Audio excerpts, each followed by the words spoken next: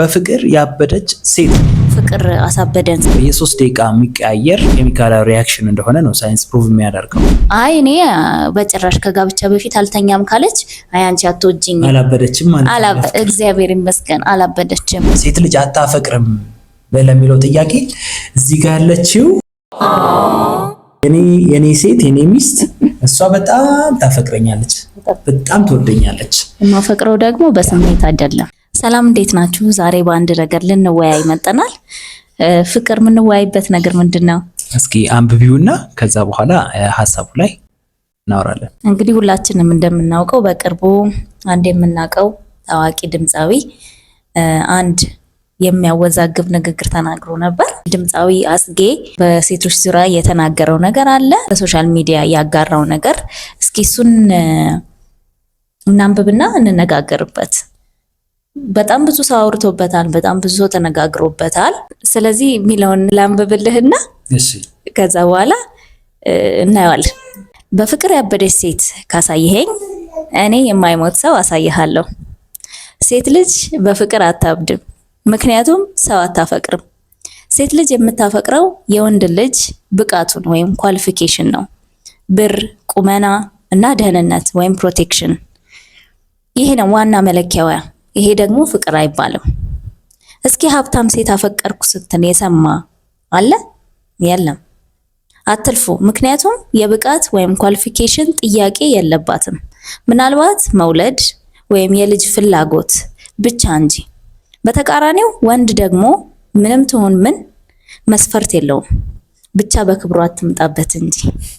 እያየን እንጨምራለን።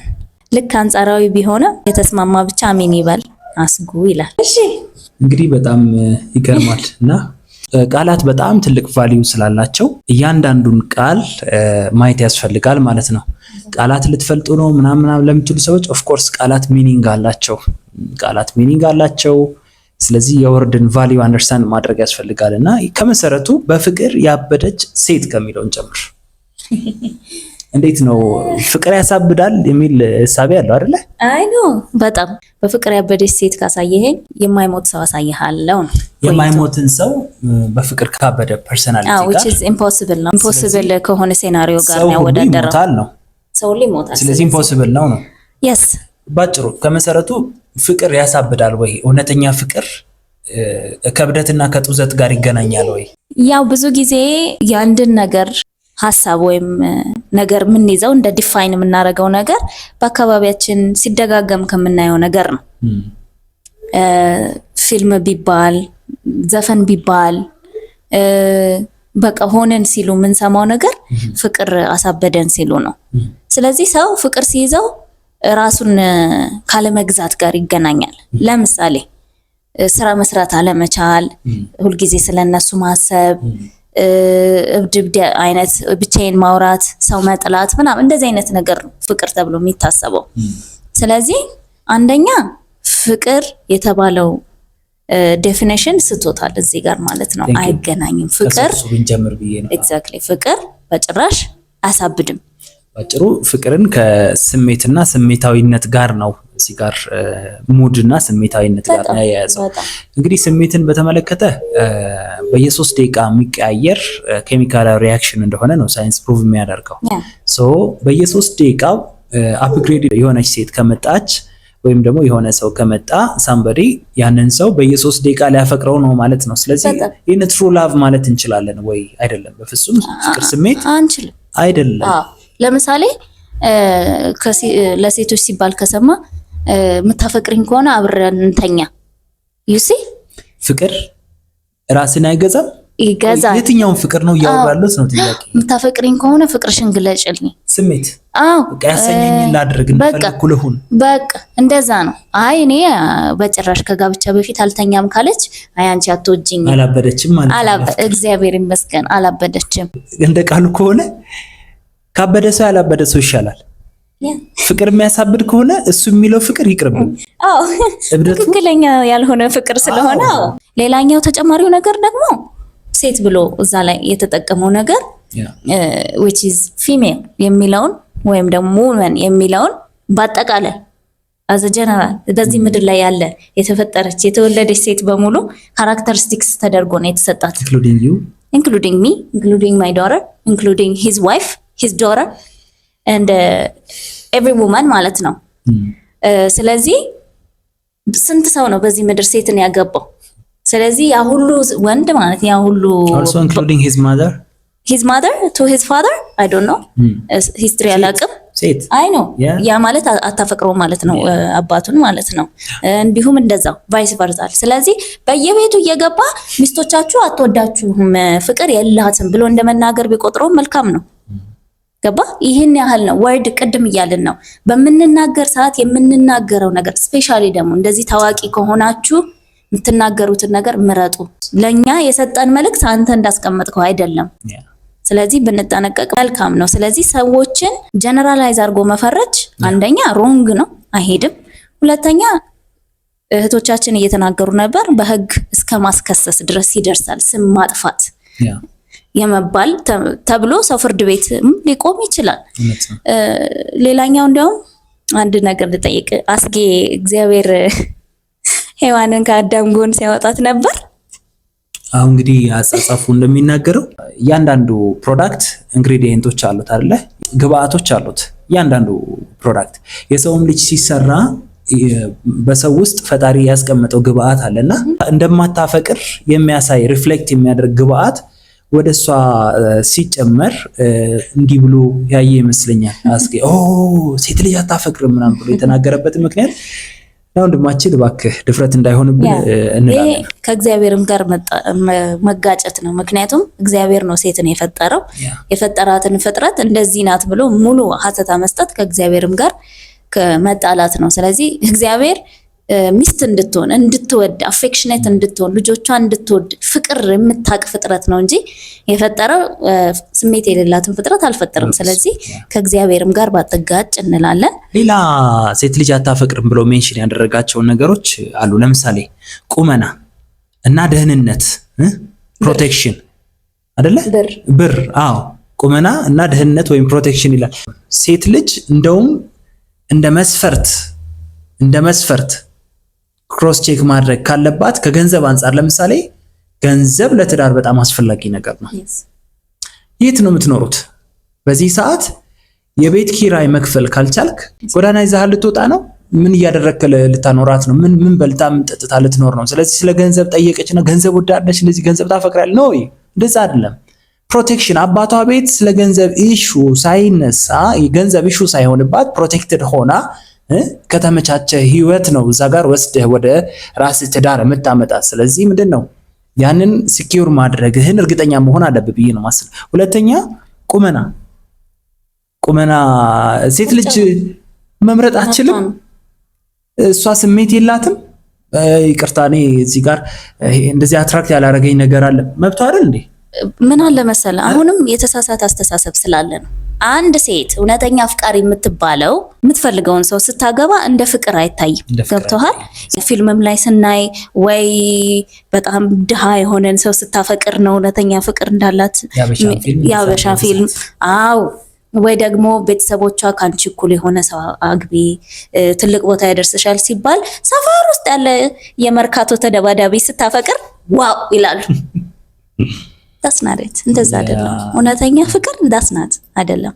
ያ ለምሳሌ ከቁመና አንፃር ሴት ልጅ ፊዚካል አፒሪያንሱን አይታ ኦኬ ይሄ ሰው አትራክት አላደረገኝም፣ ስለዚህ ሌላ ሰው ፈልጋለሁ፣ ውስጡ ጥሩ ነው ግን ፊዚካሉ አፌክሽን አልተሰማኝም ካለች መብቷ እኮ ነው ብራዘር። ቁመና አንተም እኮ ቁመና አይተህ ነው አይደል እንዴ? ቁመቷ ሼፓ እንላለን አይደል? ለምን ዋሻለን? ሲጀምር ወንዶች የት ነው የምትሉት? ኢንስታግራም ላይ አይደል እንዴ የምትሉት? እውነቴን ነው። አም ሲሪየስ መቀመጫና ዳሌ አይደል የሚፈልጉት? ምን ወሬ ማብዛት አያስፈልግም እኮ ግልጽ ስለሆነ ነው። ስለዚህ ባካችሁ አንደኛ እሱ ነገር ትክክል ነው እያልኩ አይደለም፣ ትክክል ስላልሆነም ነው ውሏችሁን አስተካክሉ ለማለትም ነው። በዚህ አጋጣሚ ግን ቁመናው አልተመቸኝም ተመችቶኛል ይሄ እኮ መብቷ ነው። በተቃራኒው ወንድ ደግሞ ምንም ትሁን ምን መስፈርት የለውም የሚለው ላይ ትክክለኛ እንዲያውም በጣም መስፈርት የሚያወጣው ወንድ ነው። በተለይ ትንሽ ብር ካለው በስማ ይመርጣል እንደንትን በጣም እንጂ ምንም ትሆን ምንም የሚባል ነገር የለም። ለምንድን ነው ሴቶቻችን ውበታቸው ላይ እየተጨነቁ የመጡት? እውነት ነው። ለምንድን ነው ከምን አንጻር ነው የሚጨነቁት? ከውበት አንጻር ከፊት ይጀምራል። እንግዲህ እንደምናየው ነው። የስንት ሺህ ብር ሜካፕ ነው የሚደረገው። በፀጉራቸው አይደለም የሚዋቡት አይደለ እንዴ? 20 ሺህ 30 ሺህ 50 ሺህ 80 ሺህ 100 ሺህ ብር የሚሸጥ ሂውመን ሄር ነው የሚደረገው። ጥፍራቸው ናቹራል ጥፍር የለም፣ ጥፍር ይሰራሉ። ይሄ ማለት ወንድ ለመፈለግ ብቻ አይደለም፣ ሰው ራሱን ሊጠብቅ ይችላል።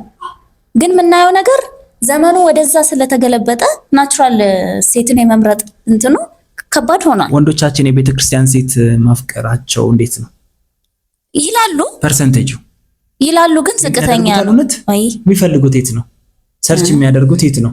ያቺኛው ነው። ውሏቸው የት ነው? ክለብ ነው አይደል የሚሉት? በጣም በብዛት ማለት ነው። በጣም ታንጋድ እኔ አንድ ቀን ክለብ የሚባል ነገር እጅ አላውቅም። እግዚአብሔር ይመስገን።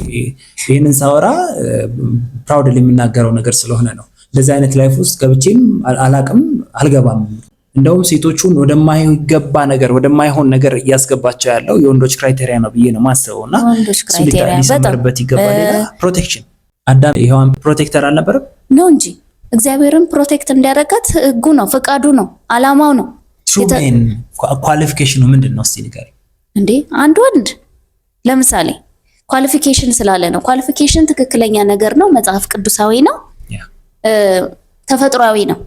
ስለዚህ አጌንስት ኔቸር እና አጌንስት ባይብል እየሄደ ስለሆነ ማለት ነው። አሁንም ልጠይቅሽ በዚህ አጋጣሚ ወንድ ባይሆን ሴትን ያገባል?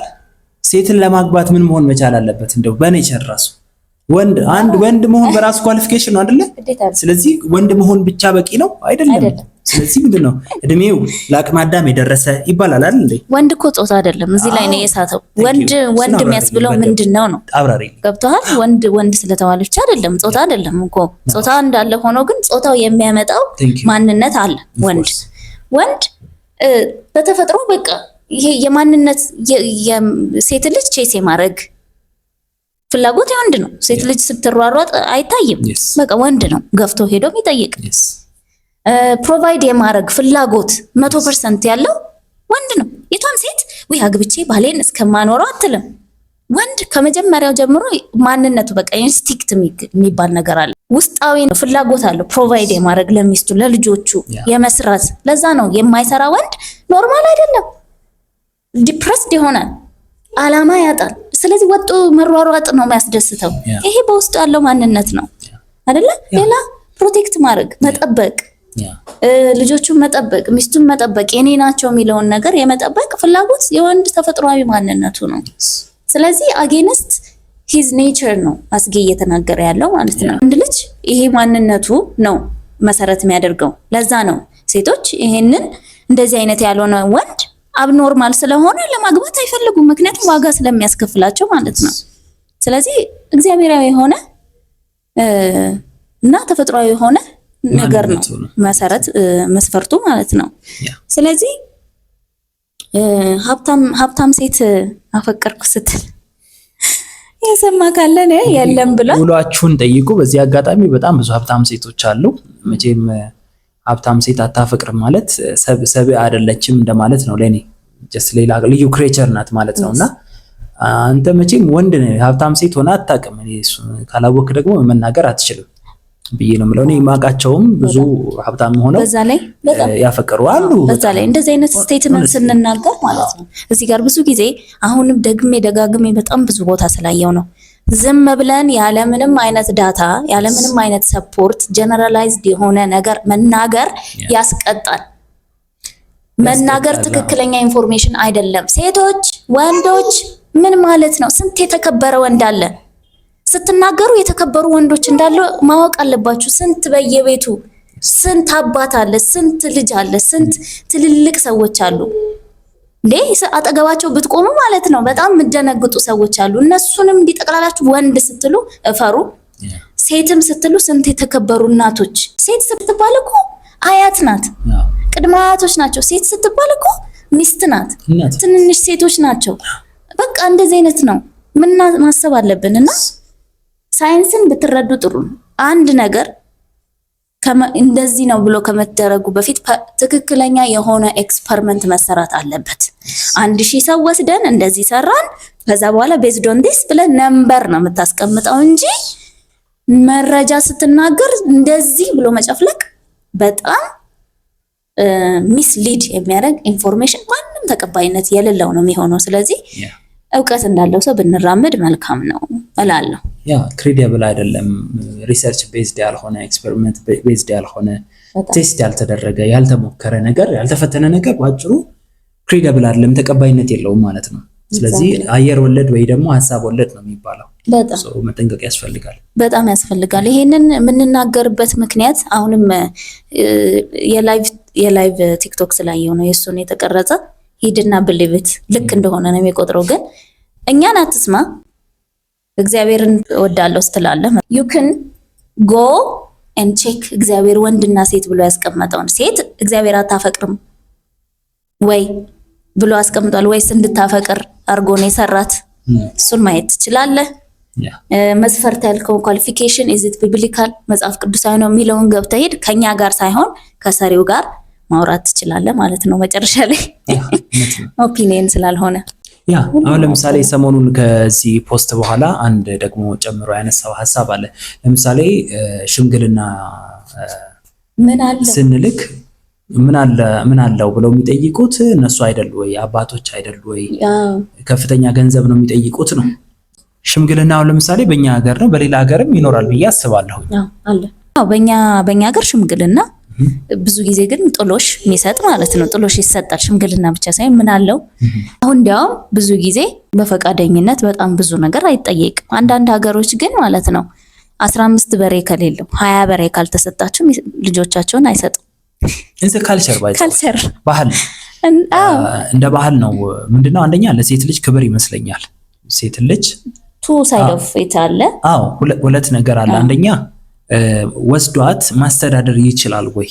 ፖቴንሻል አለው ወይ? ፋይናንሻሊ ኢኩዊፕድ ነው ወይ የሚለውን ጥያቄ መመለስ አለበት ነው። ትክክል ነው አይደለም? አሁን ኤክስትሪም ሄደ በጣም ጎጂ የሆነ ባህል አለ። ያው ከባህል መቼም ጎጂና ጠቃሚ ባህል ተብለን ተምረናል። ከአስጌ ጋር እናያይዘውና እሱ ያለው ሽምግልና ምን አለው የሚለውን ነው። ኦፍ ኮርስ ምን አለው የሚለው ጥያቄ የሆነበት ምክንያት ትክክል ነው። እሱ ትክክል ነው። ለምሳሌሽ ትክክል የሚሆነው ምን አላት ከሆነ እሷ ናት ፕሮቫይደር፣ እሷ ናት አስተዳዳሪ ማለት ነው። ናቹራሊ ግን እግዚአብሔር ወንዱን በኤደን ገነት ሲያስቀምጠው አንደኛ ምንድን ያደረገው? ፕሮቴክተር አደረገው። ሁለተኛ ፕሮቫይደር አደረገው አይደል እንዴ? ፕሮቫይድ እንዲያደርግ ፕሮቴክት እንዲያደርጋት ካልቲቬተር እንዲሆን። ካልቲቬት ማለት to bring the best out of something ከአንድ ነገር የተሻለ ነገር ማውጣት ወይም መግለጥ ማለት ነው። ስለዚህ ሚስት ወደ ባሏ ቤት ስትገባ የተሻለች ሴት እንድትሆን እንጂ እንድትቆረቁዝ አይደለም ኤክስፔክት የሚደረገው። ስለዚህ ምን አለው? ፋይናንስ ብቻ አይደለም እንደውም ማለት ያለባቸው ምን አለው? ምን አይነት ላይፍ ኳሊቲ አለው? ይሄንም ጨምሩበት። ሽምግልና የምትጠሩ ምን አይነት ስታተስ አለው? እንዴት ነው ህይወቱ? ፈሪሃ እግዚአብሔር አለው ወይ? ይበረታል ወይ? ሶሻል ላይፉ እንዴት ነው? ሶሻብል ነው ወይ? ምክንያቱም ፊቱን ቆልሎ አክሮፋት ቤት ውስጥ እስር ቤት እንደገባች ቁጠሩት። ከባድ ነው። እውነቴን ነው። ከሰው ጋር የማይግባባ ከሆነ እንደዛ መታሰብ አለበትና ከብዙ አንግል ምን አለው ሲባል ምን አይነት ፐርሰናሊቲ አለው ወደሚለው እንደውም አፕዴት ይደረጋል። እንደዛ ቢሆን ጥሩ ነው። ፋይናንስ ኦፍ ኮርስ ምን አለው? ልጄን ወስዶ እዚህ እኔ እንደ አባት እያኖርኳት ነው። ጥሩ ሁኔታ ውስጥ ነው ያለችው። ትበላለች፣ ጠጣለች፣ መታ ደግሞ ታድራለች። ከልጅነት በስስት ነው ያሳደግኳት። እንደውም በፈረንጆቹ ባህል አባት ነው አይደል ሲጋቡ ወስዶ የሚሰጠው። እንግዲህ እስከዛሬ እኔ ማኔጅ አድርጌያለሁ፣ ሃንድል አድርጌያለሁ ልጄን። አንተ ከኔ የተሻለ አባት ከሆንክ እንግዲህ ሁለተኛ ሴት ባይዘው አባት ትቀይራለች፣ አባት ጥላት ሄድም ይባላል። ስለዚህ አባት ለመሆን ዝግጁ ነው ወይ? ምን አለ እንደኔ ነህ ወይ? ለዛ ነው ሴቶች እንደ አባት ያለ አይነት ባል ይላሉ በብዛትና አንዳንድ ፐርሰናል ችግር ከሌለ በቀር። ለዚህ ጤናማ ጥያቄ ነው። ምን አለው ማለት ጤናማ ጥያቄ ነው። ጤናማ ጥያቄ ነው። ሲጀመርም ፋይናንሻሊ ሲኪዩር ካልሆናችሁ ምትሮጡለት አላማ ከሌላችሁ ነገሮችን ካላስተካከላችሁ በዚህ ዘመን በጣም ከባድ። እውነቴን ነው የምላችሁ። ትፈተናላችሁ፣ ትጨቃጨቃላችሁ። በጣም ከባድ ነው። ስለዚህ ለምን ችግርን ወደ ራሳችን እናመጣለን? ፍቅር ካለ ግማሽ እንጀራ ይበቃላ።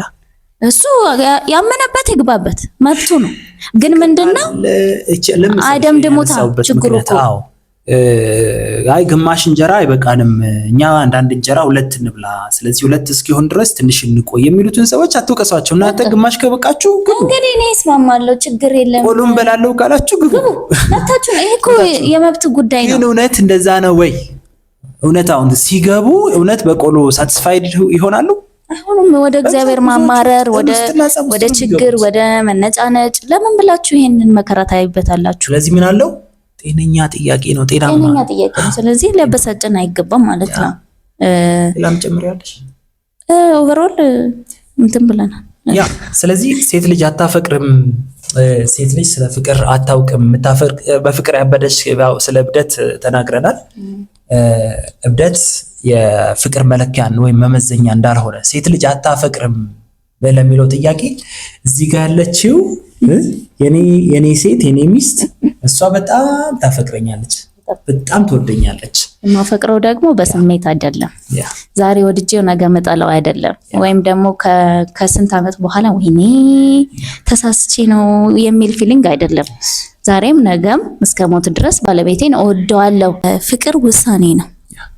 ዛሬ ቢመች ነገ ባይመች ችግር ቢመጣ ያንን ሰው በእግዚአብሔር ፊት ባሌ ሚስቴ ብዬ ተቀብያለሁ ብሎ እስከ ሞት የምንጋደልበት ነገር ነው እንጂ ውይ ብስማ ዛሬ እኮ አበድኩ ብዬ በነጋታው ሳላብድ ስቀር አላቅህም የምልበት ነገር አይደለም። ስለዚህ ፍቅር አይምሮአዊ ነው። ፍቅር ውሳኔያዊ ነው። ፍቅር እግዚአብሔራዊ ነው። ራስ ወዳድ አይደለም። ሰልፍ ኮንትሮል እንዳለው እዛ ላይ የምታዩት በጠቅላላ ማለት ነው። ሰልፍ ኮንትሮል ወይም ደግሞ ስሜትን የመግዛት ውጤት ፍሬዎቹ እንደሆኑ ማሳየት ይቻላል። አይበሳጭም፣ በደልን አይቆጥርም፣ እንትን አይልም የሚለው ነገር ከእብደት በተቃራኒ ያለ በዚህ በኩል የሚሮጥ ነገር እንደሆነ ነው የሚያሳየውና በፍቅር አበድኩ እንዳትሉ በጭራሽ። ፍቅር አያሳብድም። ስለዚህ ሰልፍ ኮንትሮል ሉዝ ያደረጉ ሰዎች የሚናገሩት ቋንቋ ነው። እሱ ደግሞ እውነተኛ ፍቅር አይደለም። እውነተኛ ፍቅር ራስን ኮንትሮል ሰብጀክት በማድረግ ለሚወዱት ሰው ራስን አሳልፎ የመስጠት ፕሮግራም ነው። መስጠት ላይ ብቻ ያተኮረ ፕሮግራም ነው። መቀበል አያስፈልግም አይደለም። መስጠት ካለ መቀበል ይኖራል። ግን ደግሞ በዋናነት መስጠት ላይ ብቻ ያተኮረ የራስን የመስጠት ፕሮግራም ነው ማለት ነው። እናመሰግናለን። እንግዲህ ይህን ፕሮግራም በደንብ አድርጋችሁ ለጓደኞቻችሁ ሼር አድርጉ። ወንድማችንም አስጌ እንዲደርሰው እንፈልጋለን። ምክንያቱም ጤናማውን እሳቤ እንዲይዝ ፍላጎታችን ስለሆነ ማለት ነው። ቴንክ ዩ። ሰላም ሁኑ።